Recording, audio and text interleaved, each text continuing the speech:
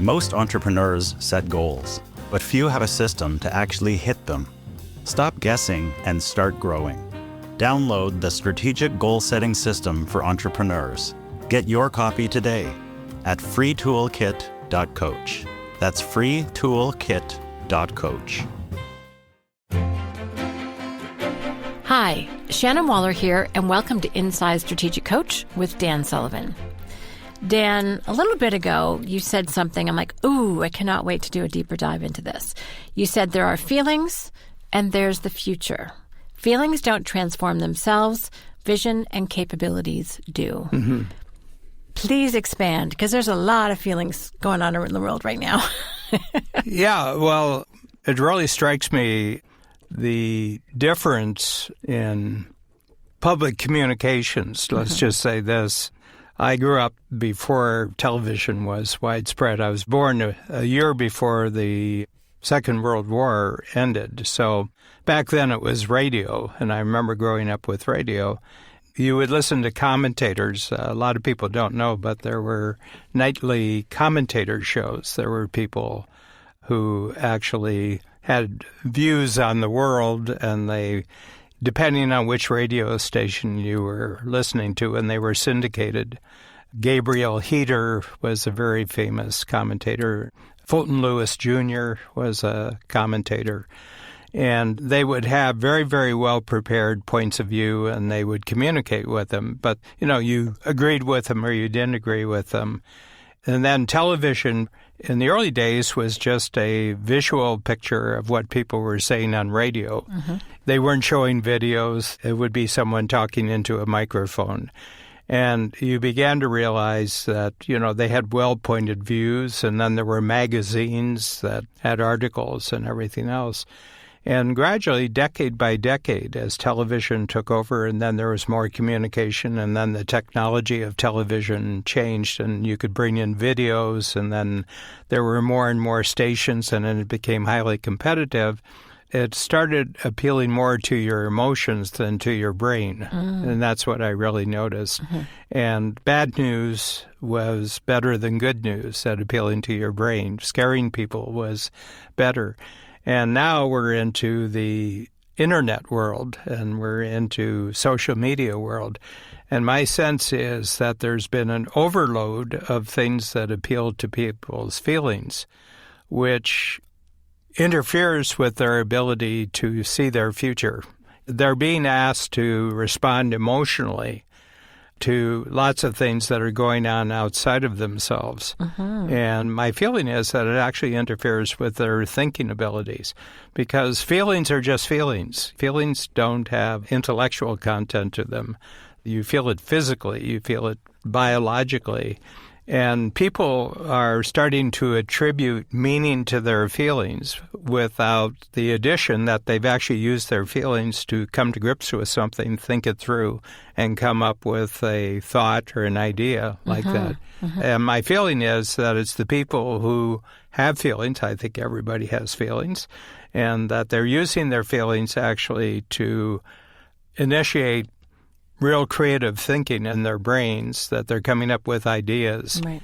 I'm not discounting feelings, but there's a difference between feelings and thinking. So there's obviously a connection that can be made, isn't always. So how are feelings useful, Dan? I mean, they do provide some very important feedback, depending on what you do with it. Yeah, well, you're feeling something very strongly, and you've got a lot of energy. It could be negative energy, or it could be positive energy, depending on what the feeling is. But you use that as, what I try to do is I suddenly become conscious of something that needs to be thought about. Ooh. I said, I'm feeling this way. Why am I feeling this?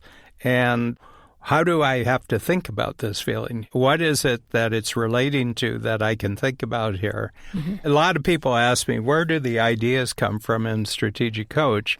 I said, mostly I'm bothered by something. I'm really bothered by something. I said, this really ticks me off.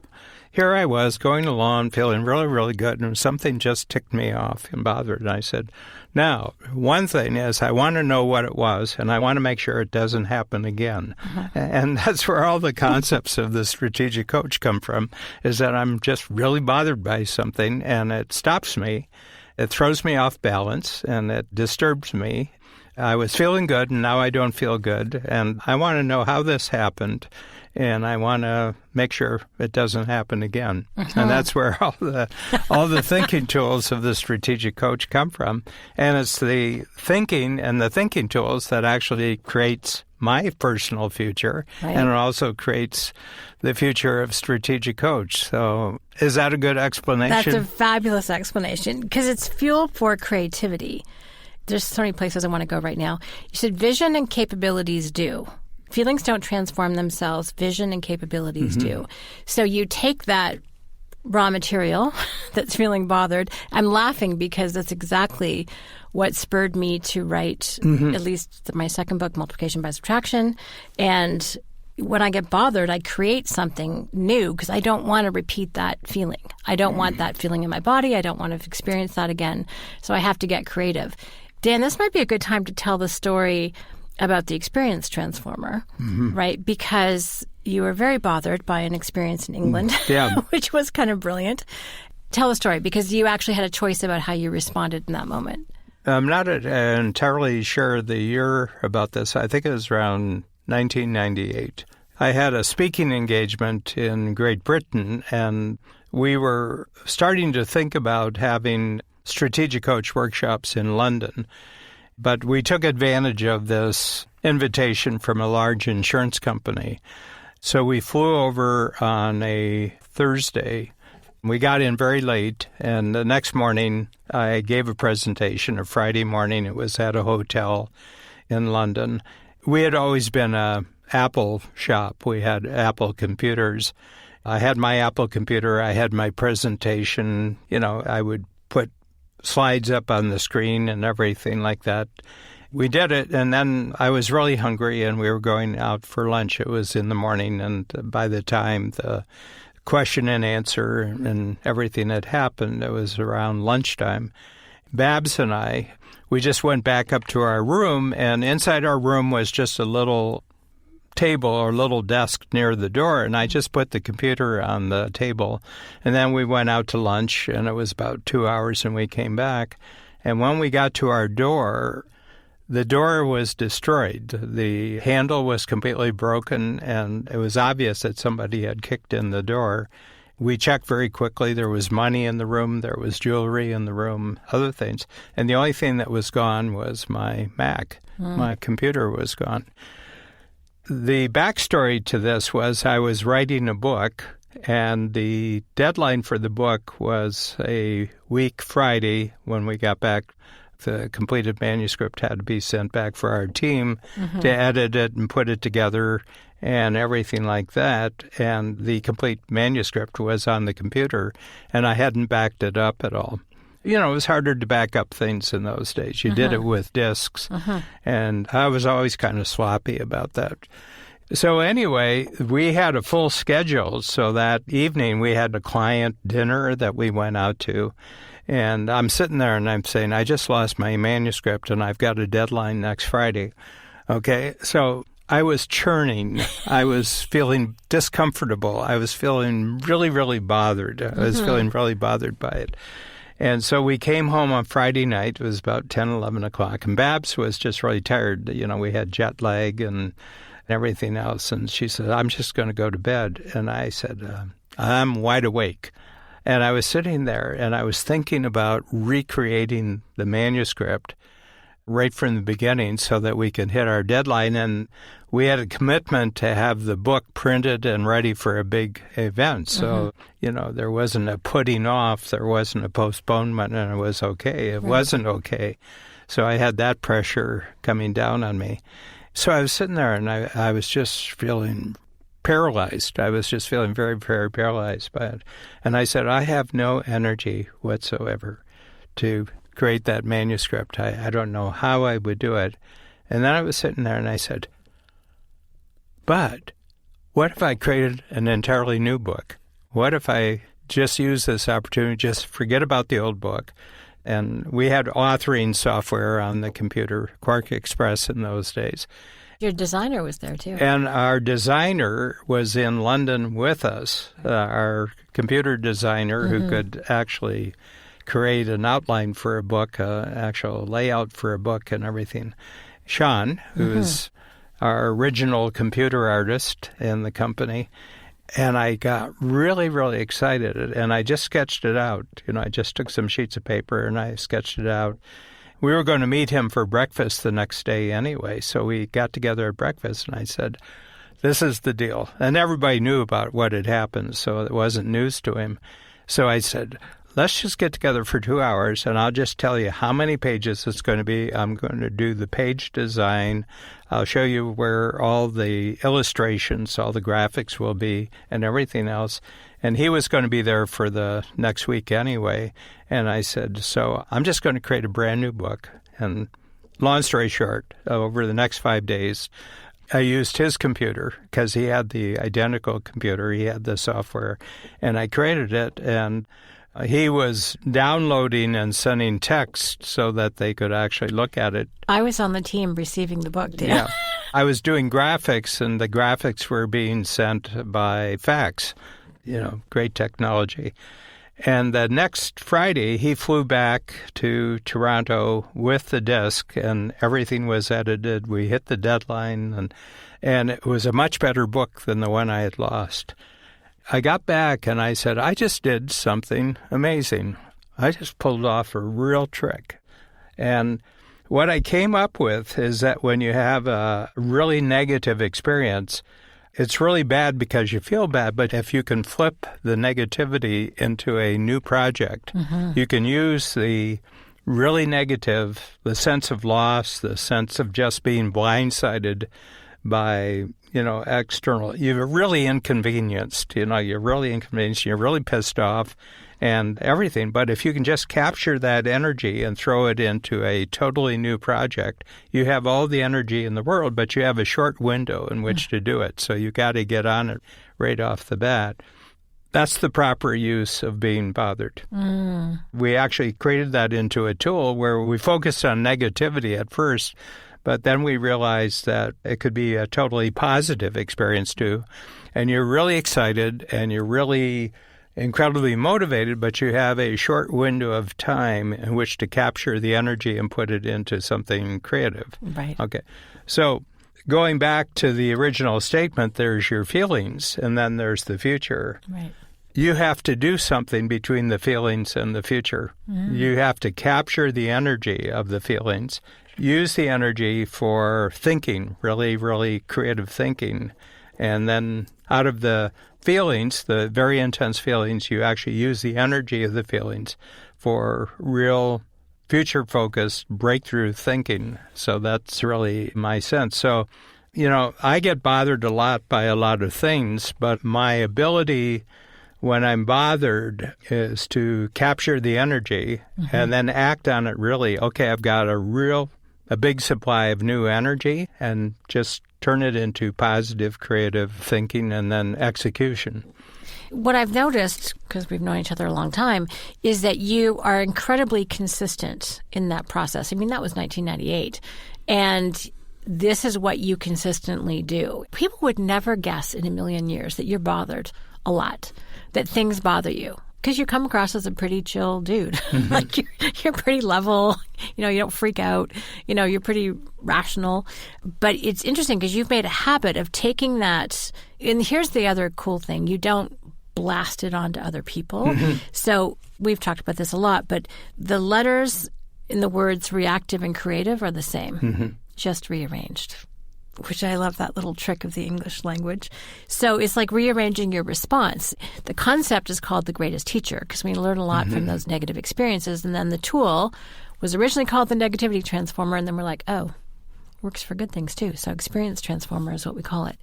But you created a structure that is useful for, frankly, thousands, if not more, tens of thousands of people to help transform that experience and get it out of the really reactive part of your mind, your amygdala, which is fight or flight. Get it to the front. And get it to your prefrontal cortex, which is the slower brain, let's be clear.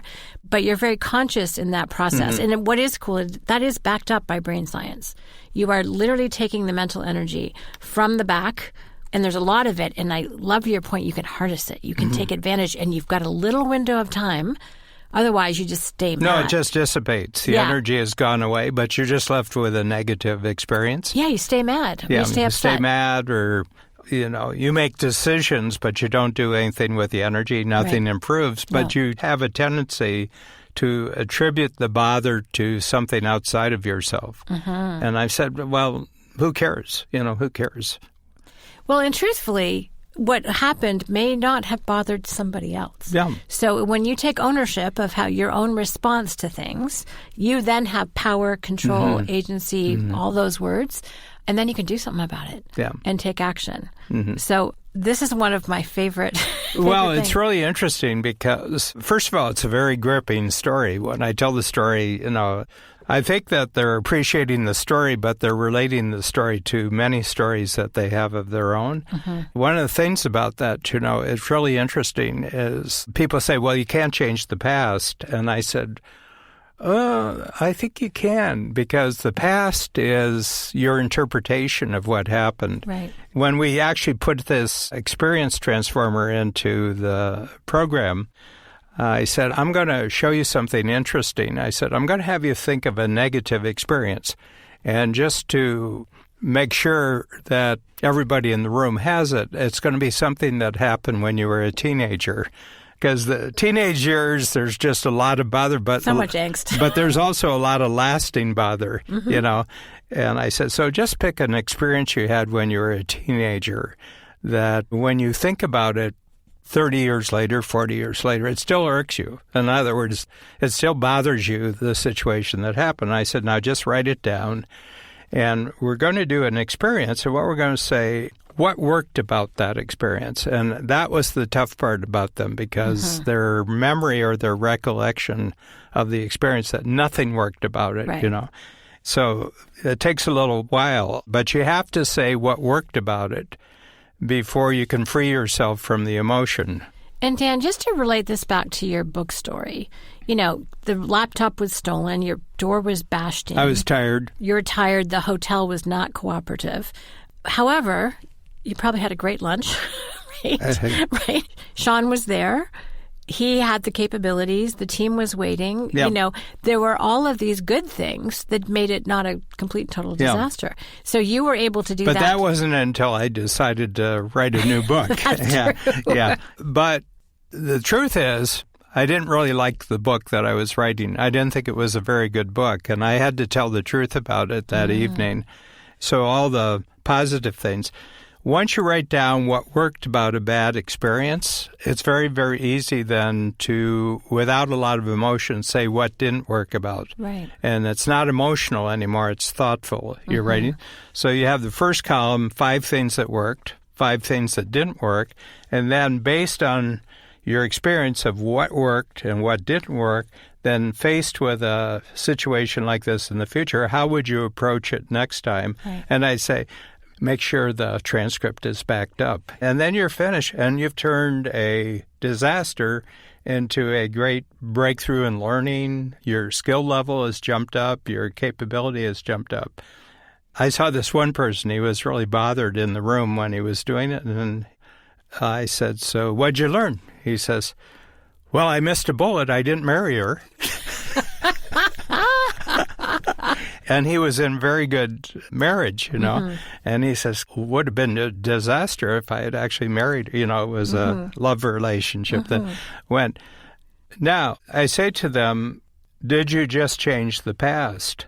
And they said, yeah, because the past isn't the events of the past. The past is your interpretation of what the experience has meant. And it's really, really interesting that it introduces a whole new idea that you can make up the past just as much as you can make up the future. As a matter of fact, go back to everything that you consider negative in your past and reinterpret it. And it's usually, what did you learn from that that's been very useful since you learned it? And what did you learn from the past that can now be really useful to you in the future? Right. And you've actually changed your past.